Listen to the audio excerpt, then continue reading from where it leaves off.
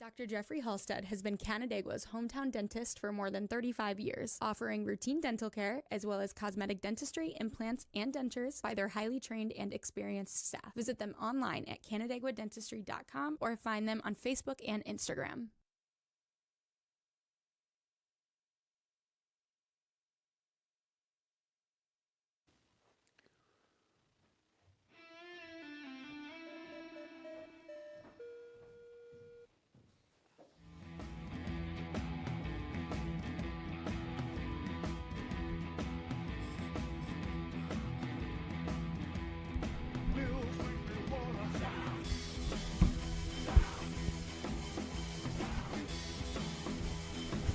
Hello, everybody. Welcome into Bills Weekly here on FingerLakes1.com. Paul Russo, Kyle Evans, and Jim Sinicropi here with you today. First time in a number of weeks. Victory Monday. It's not Victory Monday. Apologies for being the bearer of bad news. If you didn't know, Bills falling to the Rams 44-42 yesterday afternoon. Shootout, sort of. If you like offense, it was the game for you. If not, defense was practically non-existent on both ends. So a lot to get to here while we can. First, thank a couple more of our sponsors, including Auburn Auto Group. When it comes to selection and service after sale, Auburn Auto Group has been the premier destination for new and used car buyers for close to 40 years. Among the brands offered on Route 5 in Auburn include Chevrolet, GMC, Chrysler, Dodge, Jeep, Ram, Honda, Toyota, and Subaru. And thanks to their wide range of makes and models, you're sure to find your new or used car at Auburn Auto Group in Auburn. And Cafe 19, breakfast, lunch, pastries, celebratory cakes, pies, and catering guaranteed fresh and always local at Cafe 19 in Seneca Falls. Also offering an assortment of beverages including tea, coffee, and espresso drinks. You can check out their full menu and weekly special at xixcafe.com. So, like we mentioned, not a Victory Monday, unfortunately, here, first time in a number of weeks. And offense was the name of the game. Josh Allen, 6 total touchdowns, and that kind of is what makes this loss really tough to swallow, I think, is because Josh Allen goes out there, really cements his case for MVP if there's any more discussion of it in that game, and the Bills end up coming up just short in the long run in this contest. Yeah, and this was a team that was down 17 points late in the game. I think most teams kind of would have folded and, kind of let the other team pull away, but the Bills showed no quit, as they shouldn't, because, the record and who they are and who they're coached by, although McDermott did make some mistakes late in the game. But, yeah, I thought there was no way they should have lost that game yesterday, and for the defense to be a letdown, I mean, we talked about them all year, about how good they've been, especially even in the second half making adjustments, but in this game they had no answer for the Rams, who, like I mentioned earlier last week, hadn't scored 30 points in a game. They've only done it actually once in the game all season, so it was just a bad defensive performance. And I don't know if you should be worried because they haven't done this all year, or if you should be very scared because it's like, whoa, now they're exposed. Now teams have film on them. Well, I don't know how many teams have Matthew Stafford, Puka Nacua, and Cooper Kupp. I mean, Nacua was unbelievable. Made a couple catches that he made. If he doesn't make them, it turns the other way. But the defense was a little suspect, but I don't think the defense cost them the game as much as the special teams did. That block punt was the difference. The Bills can score with anybody back and forth, and when you give up a block punt, touchdown, scoop and score, that's the difference in the 2-point game, if you ask me. And I don't understand why McDermott wasted a timeout on that goal line. First of all, they should have passed. Mm-hmm. Second of all, you know what you're running. Get back up there and run it again. Save that timeout. Like, they would have lost 15 seconds probably getting ready to run that play, but in the ensuing possession, they had to kick it onside, and then they let them run 45 seconds off the clock because they were out of timeouts. Yeah, I mean, bad clock management. I jokingly said to somebody yesterday after the game, almost like Sean McDermott cut a little bit of a case of the Dino Babers there at the end. There was some, we haven't really had anything too bad to say about him this year, but I thought there was some really interesting play calling in the wrong ways from Joe Brady yesterday too. I especially towards the end. And that's the part that really, I think, if there is a frustrating point for me was at the end of the game, where I don't have a problem, like you said, Jim. If you're going to run the ball, I don't necessarily have a problem with that, but like you have to get up and go. Yeah. Or you have to use that timeout right away or something, like, and not, frankly, I don't know. Down 2 scores, they got to save all 3 of them Yeah. with that amount of time left. And like, I don't think it necessarily cost them the game. I think it was a kind of a They were probably going to lose anyway. Things, right? But like, you can't shoot yourself in the foot at that point and expect to get away with it. It took away any chance that they had, as slim as it may be, because to only have 2 timeouts and give the ball back to the Rams after trying an onside kick and giving them the field position and everything. The ideal way that plays out is, okay, he didn't get it. Well, the ideal way is run a pass play. You're on the 2-yard line, not like the 1-yard line. And second, if he gets stopped like he did, line back up there and do it again, because everybody knew that's what they were doing. But to waste a timeout just totally ruined any chance, as slim as it may have been, to pull that game out. I think, in hindsight's 2020, whatever.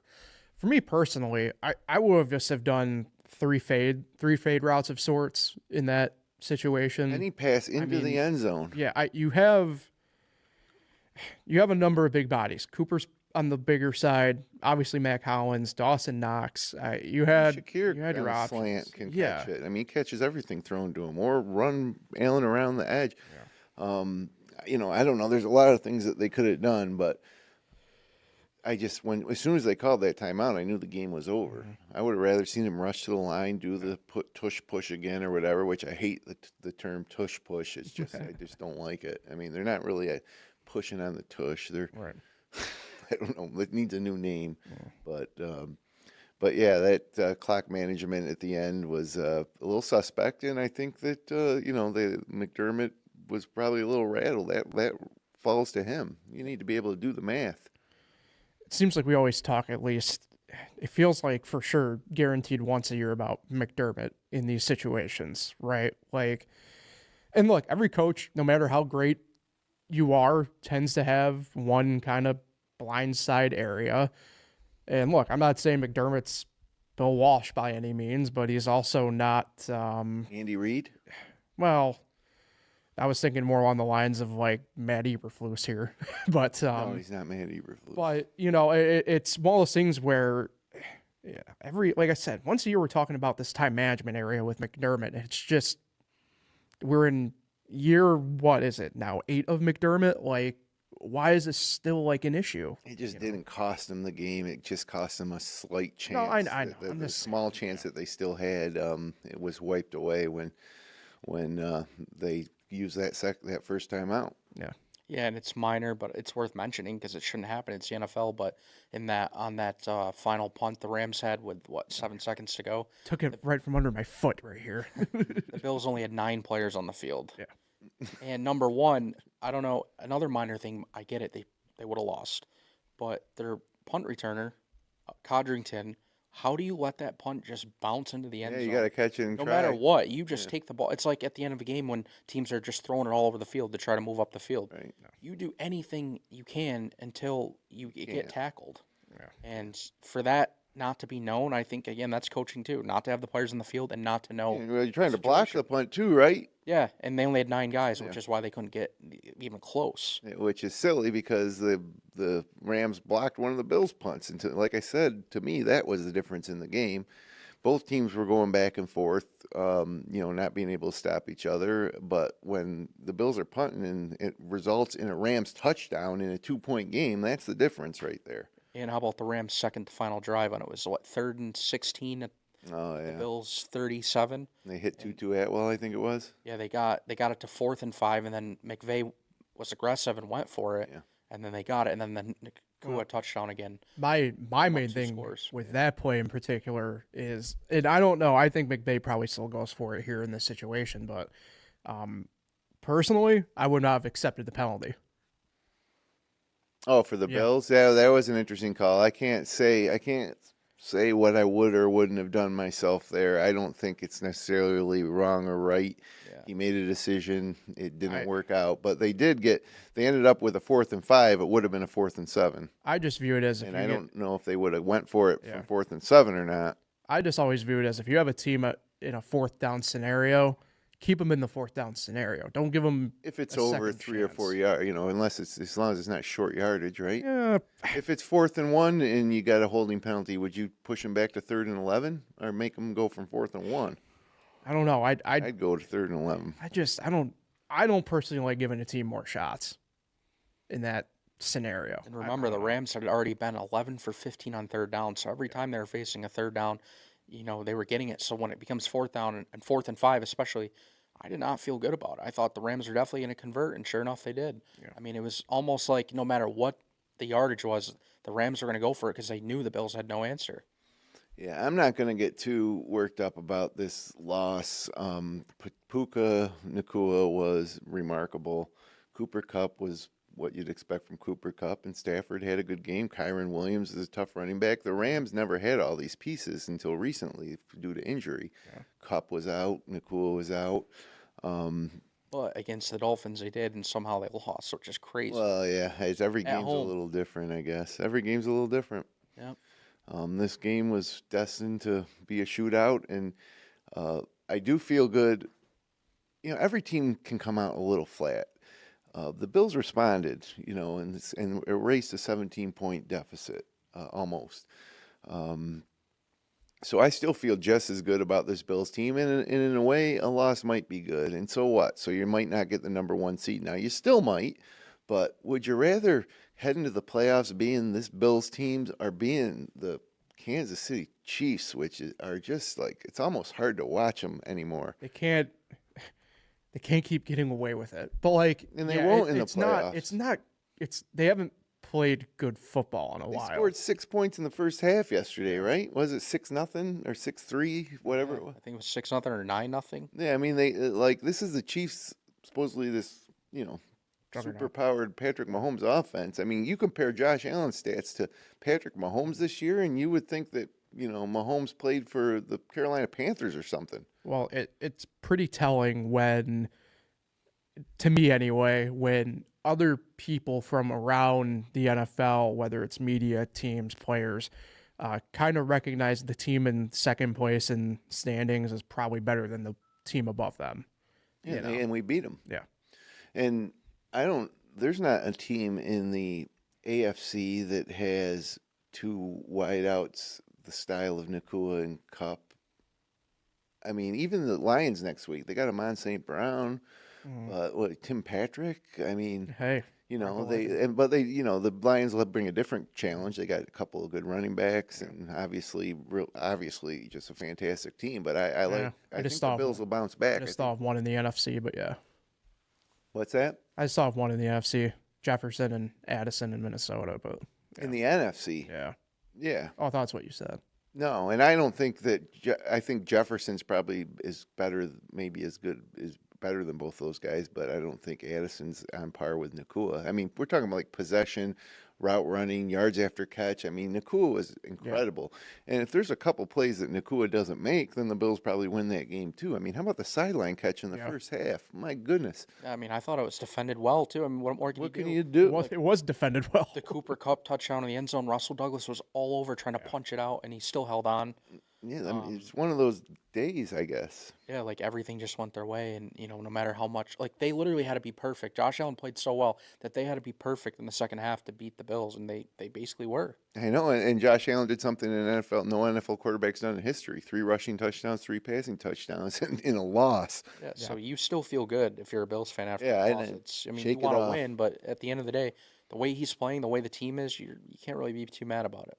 And I wouldn't be completely shocked if the Bills can close that 2-game margin with the Chiefs over the next 4 weeks. They obviously need to beat Detroit, but the things tend to come around. Law of averages. The Chiefs just can't keep doing this. 10-0 in 1-score games this year. I mean, that's just unbelievable, and it is a testament to how well they can manage a game. But it's also a warning sign that they're not the dominant team that they have been in the past.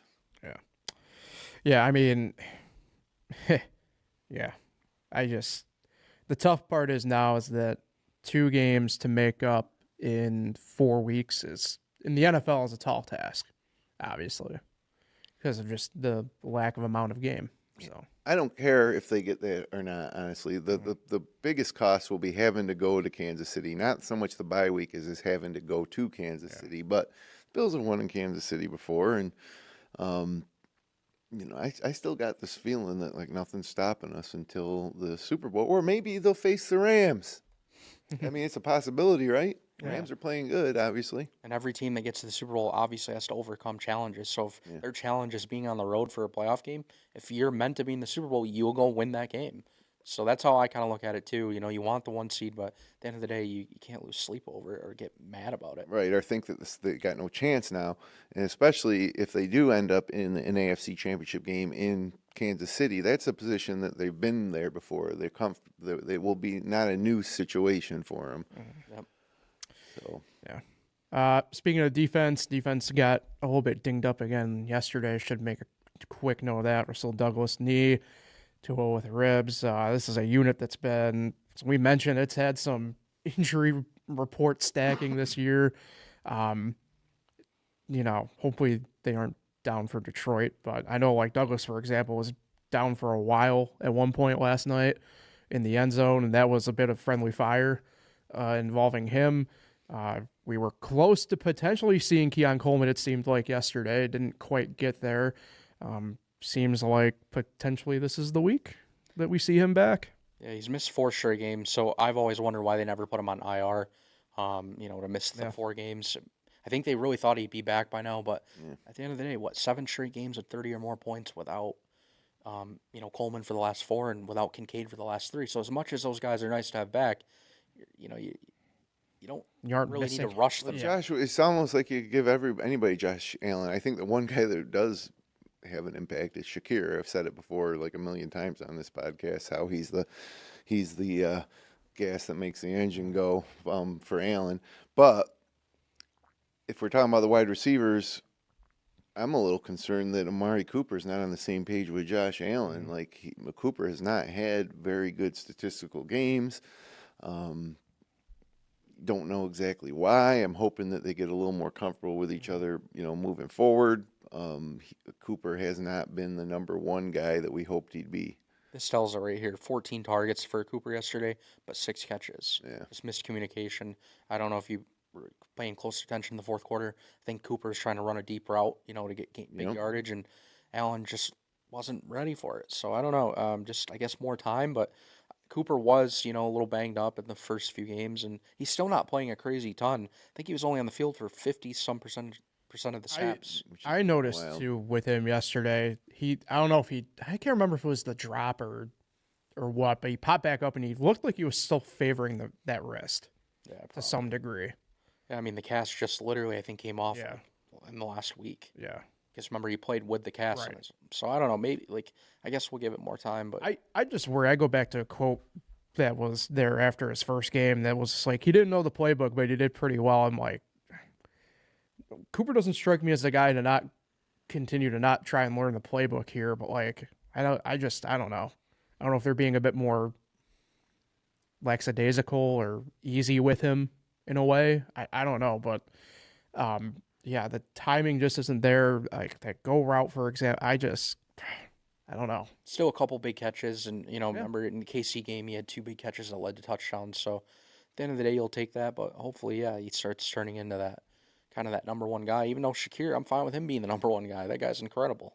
Yeah, I mean, he's the number 1 guy in the same way that Nakua is for the Rams, and that he's like kind of more of a slot possession type of guy that can get yards after catch, where Cooper Kupp is for the Rams is the true number 1.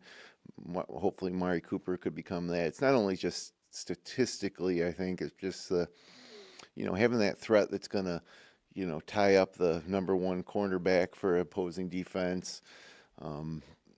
But, yeah, I mean, we're talking about offensive gripes, and they scored 42 points. Yeah. So, and then if we're going to flip it over to the defensive side of the ball, to me, the secondary had a lot in their hands because they couldn't get consistent pressure on Stafford, which is, I think, the main reason that the Rams offense, was so successful. Stafford just had too much time, to deliver the ball. Yeah, and the Bills were very pass heavy in this game because the run really wasn't working out early in the game, which is fine because he put up 42. But I think, they sometimes scored so quickly that their defense was coming right back onto the That's true. field, and it maybe tired them out. That's why the possession too was dominated by the Rams because the Rams did run the ball in the first half. They couldn't really do it as much in the second half, but they still were on the field more. And I think the Bills defense, I mean, like we mentioned earlier, they were all over these receivers and they were still making plays. I mean, what more can you do? And then you're on the field a ton. I mean, I guess that kind of maybe played into it too. So Yeah, that's yeah, my I thinking didn't think behind. about that, but they were on the field a lot more than the Rams defense. So, Yeah. Hey, some days are the hammer, some days are the nail. yeah, and every week is different in the NFL. I mean, the Bills have consistently put up points against everybody going back to week 5 when they lost to Houston. Um, so, do you put it a little bit on the defense here? Maybe, but as well as the defense has played, this was just not that type of a game. It was going to be the team that scores last type of deal. Hey, and I mean, we mentioned it with the Chiefs, right? Something's bound to happen eventually. Not every day can be. They hit the crossbar in the field goal Well, last night. I was just talking about the Bills, like defense, for example, right? For as good as they've played, right? You're going to have one game where it's just like, whatever. And add in this note, their third different kicker too as well made that For last the night. Chiefs, yeah. And so there they go. The Chiefs, after this terrible, ugly game, but they're going to pull it out. They get the kicker out there. He hits the crossbar, and of course, it goes in and not out. I mean, at that point, it's really a 50-50 proposition where that ball is going to go off the bar. But if you're the Chiefs, it goes through. Yeah, that'll happen. All right, And kudos to Tyler Bass for kicking that long extra point after the penalty. Yeah, the Deion Dawkins, he shoved him out of the way. Kind of unnecessary in that point of the game. I mean, I get it, you're mad, but you can't do that when you're in a tight game like that. Nope. All right, let's look ahead here to this Lions game on Sunday, 4:25. CBS taking the Crew on the road again for this game. Bills currently 2-point underdog. Line opened at 2.5 overnight, so we have some movement going on there already. I had it at 3 at 9 o'clock last night, DraftKings. Oh, Yep. so ESPN doing their own stuff, obviously, as we know at this point, where I'm looking at. So either way, look, we already kind of talked a little bit about the Lions, what to expect. Goff, obviously, Amon-Ra St. Brown, their number one receiver, but really the Lions probably highlight is for sure the two-headed running back combo, of Gibbs and Montgomery. And that's for sure defensively anyway got to be the highlight point for the Bills. Yeah, I mean, the Packers played them tough last Thursday. The Bears, played them tough on Thanksgiving, but yeah, their offense is explosive. And another thing that I noticed, I was researching them, they've only given up 30 or more points once this year. So as bad as they've had injuries on defense and stuff, they don't really necessarily allow a ton of points either. They're They going to might, give up 30 this week. I got a feeling. yeah. So, I don't know what to really make of this game. I really don't even have a prediction for you right now. I'm going to think of it on the fly here, but man, the Lions are just so tough. And that's why I thought this Rams game, though, was so important because then if you drop a game to the Lions, it's not going to kill you. Now, if they lose 2 straight, I think the number 1 seed is officially out. Oh, 100%. If they lose to Detroit, they got no shot at number 1 seed. I mean, they've already won the division. They could fall behind the Steelers in the seeding. I think you would prefer maybe to be on the opposite side of the bracket than the Chiefs. Because then there's a chance the Chiefs get knocked out and you are at home for the AFC Championship. But you can't, and don't mark down those last 3 games against the Patriots twice and the Jets as automatic wins. Those Same are for the Chiefs. They have the yeah. Texans, Steelers, Broncos. Right. So if we beat Detroit, there's still a good chance, but we obviously can't just say, okay, they're going to win those 3 games against division rivals who will probably love nothing better. They have nothing left in their season except for to try to play spoiler against the Bills. So, yeah, it's going to be a good game. I'm not intimidated by Detroit in the same. Yeah, I think the Bills are. Well, let's put it this way. The best player on the field that day is going to be Josh Allen. And in the NFL, that's many times the difference between winning and losing. No offense to Jared Goff. He's a system type of guy. They got a great system. They got a great roster. But we got Josh Allen, who's the MVP of the league, and coming off a loss. If anybody was disappointed to see the Bills not pull that one out, it was probably Dan Campbell and the Lions. Yeah, and again, it's in a dome, which I love. The weather won't play an impact. Two good teams on the field, great teams, I guess I should say. So yeah, I'm excited, and I think it's going to be similar to the Rams game. I Yep. truly believe it's going to be high scoring, and maybe the last team last team with the ball will win. Seriously, like I think wasn't that similar how the Packers game went last Thursday? Yeah. Didn't the Lions have the ball late? Yeah, Oh, they had they kicked the winner late. Yeah, they had the fourth and short, go for it there, and Yeah. It doesn't matter if territory. it's the Panthers or the Eagles or what. It always in the NFL comes down to the last 2 minutes, it seems. Yeah. And we saw it in the Panthers-Eagles game yesterday. Yeah, it's crazy. The Panthers should have won. Like, Leggett didn't catch that wide open pass at the goal line. I was rooting hard for it. I wanted the Panthers to win. I had the Panthers plus 12.5, so it didn't matter to me if they caught it or not. But yeah, it's a crazy league, and the Bills are built for this type of league, and I still am every bit as confident that they are going to get to the Super Bowl. I'm not so super confident they'll win yet, but is before they lost to the Rams yesterday. I still feel good about this squad. hard not to, right? I mean, look, What really have they shown us consistently all year that would give you any false hope? And I don't think there is any. nope, just that little blip early in the season where they lost to Baltimore and Houston badly, Yeah. both games. But obviously, since then, it's been a new team, and they've been, they got Shakir back, and they added Cooper, and Cook was out for a while too. Don't forget. Yeah. But yeah, at the end of the day, we got Josh Allen. It's a quarterback league, and we got the best quarterback. And isn't it funny that he was voted most overrated quarterback by his peers? Was the most overrated player, period, right? Maybe, but Or was that Tyree? I can't remember. But yeah. look, this guy ain't overrated. No. He's unbelievable, and deserves the MVP over Patrick Mahomes. At the same time, though, maybe it was a good thing that people said that about him. It just makes him want to Sure. play even better. Yeah. And again, less pressure with the whole Diggs thing on. So this is why it's probably his best year, literally, because he's No doubt. stress free. No doubt. And, the Bills wouldn't have won 10 effing games without Josh Allen. Hey, not 10. I recognize that quote. Hey, before we get out here, let's do prediction time here for this game. Kyle, I know you said you needed a couple extra minutes, so I will save you for last. Don't you worry. This one's tough, man. I look at what is now the win-loss record on the road for the Bills, 4-3. Certainly much better at home, obviously. I haven't said this, I think, since week 4. I don't feel confident in a Bills victory, actually, this week. I feel more confident this week than last week. Really? Did I pick the Bills to win last week? I think I did. I think we all did take the Bills last week. I was worried about it. I don't know if that's going to be the case this week. It won't be for me. I'm going to go Detroit 33, Bills 30. What? Uh-oh. I literally just let my hands off the keyboard and I wrote that exact score down. No, you guys are on the same page. Telekinesis. Yeah, I have Lions to win by a field goal. Like they did. And how you guys lost that much faith that quickly after watching that game yesterday? It was the block punt. As long as they don't let the Lions block punts and run it in for a touchdown, to me, for all the talking we're doing, that was the difference in the game. We gave them 7 points when they were punting. We just gave it to them. I don't think I've lost faith. It's just like Yeah, the Lions are good. I get it. It's very apparent, though, this Bills team is different on the road than they are at home. Well, I know what my prediction is. Bills 44, Lions 42. Damn.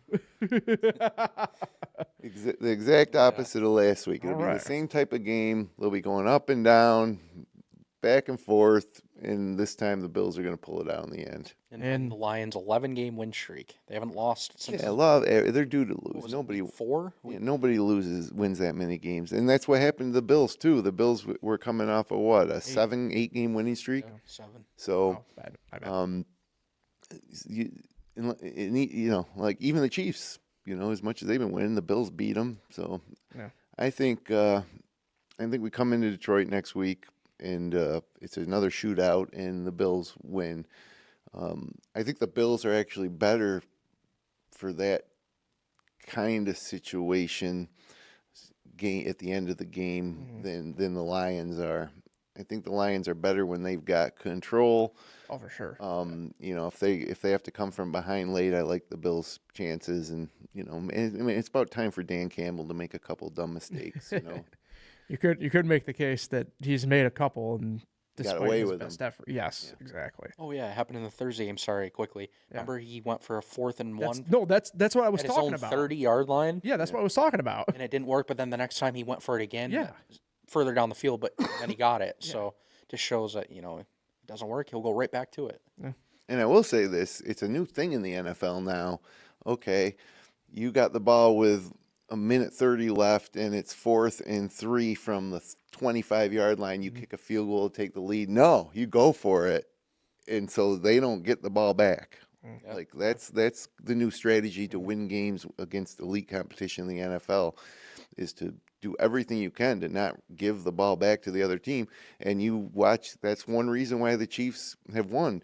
People have given them the opportunity with 30 seconds left to come down the field and get a field goal. But last night, if you notice against the Chargers, they made damn sure there was no time left on the clock when they kicked that field goal. Yeah, I mean, To not give Herbert the chance. I mean, the name of the game is control. I Yep. mean, that's just the way it is. I mean, Once you lose the ball, I don't care how much time's left on the clock, you no longer have that full control over, the outcome of the game. Yep. So anyway, Bills, don't worry. It's okay to lose. Maybe they won't lose another game for the rest of the year. That's the idea, right? yeah, ideally.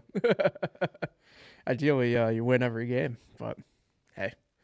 I mean, I'm hopeful we come back in next Monday and it's a Victory Monday chat, nonetheless. I mean, I'm not saying I want the Bills to lose. It's just that I can't argue with anybody that thinks the Lions will beat the Bills. The Lions are elite. So you're talking about elite teams in the NFL. And the Rams right now are playing like an elite team, fully healthy again. So that lost. There's a handful of 5 or 6 teams that could win the Super Bowl, and the Lions are one of them. So it'll be a tough game on the road, but a good test. Yep.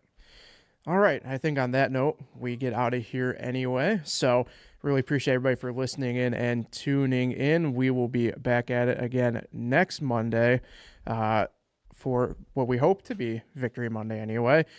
Like, share, and subscribe. All the fun stuff on YouTube where you can find Finger Lakes One's vast array of podcasts. Find us on all major podcasting platforms, including Spotify and Amazon Music. And we will be back next Monday. Let's go, Buffalo.